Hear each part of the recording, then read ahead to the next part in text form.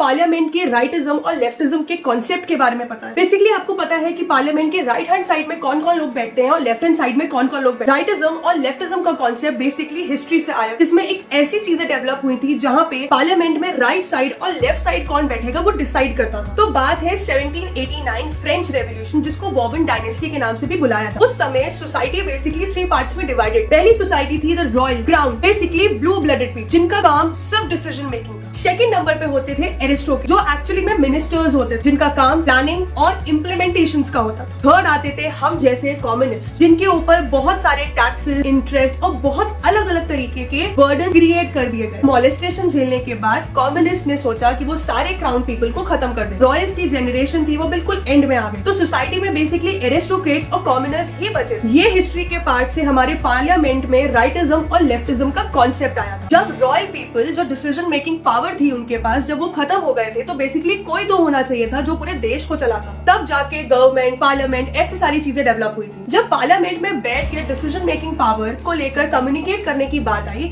तो ये सोचा गया कि पार्लियामेंट में अरिस्टोक्रेट्स एंड कम्युनिस्ट को साथ में बैठाना चाहिए। लेकिन अरिस्टोक्रेट्स के अंदर इतना ज्यादा ईगो था कि वो बिल्कुल भी रेडी नहीं थे कि वो कम्युनिस्ट के साथ बैठे, जिसके चलते पार्लियामेंट में एक बहुत बड़ी फाइट हुई। इस प्रॉब्लम को समझते हुए 2 पार्ट्स को डेवलप किया गया, राइटिज्म एंड लेफ्टिज्म। राइटिज्म बेसिकली पार्लियामेंट का राइट हैंड साइड होता है, जहाँ पे सारे एरिस्टोक्रेट्स, जो कि बेसिकली कंजर्वेटिव्स है, उनको कहा बैठने की, जो आज की तारीख में बेसिकली हमारी बीजेपी है। एंड लेफ्टिज्म, जो बेसिकली पार्लियामेंट का लेफ्ट हैंड साइड है, जहाँ पे सारे कम्युनिस्ट को बोला बैठने की। कम्युनिस्ट बेसिकली लिबरल्स कहलाते और आज की डेट में वो आम आदमी पार्टी है।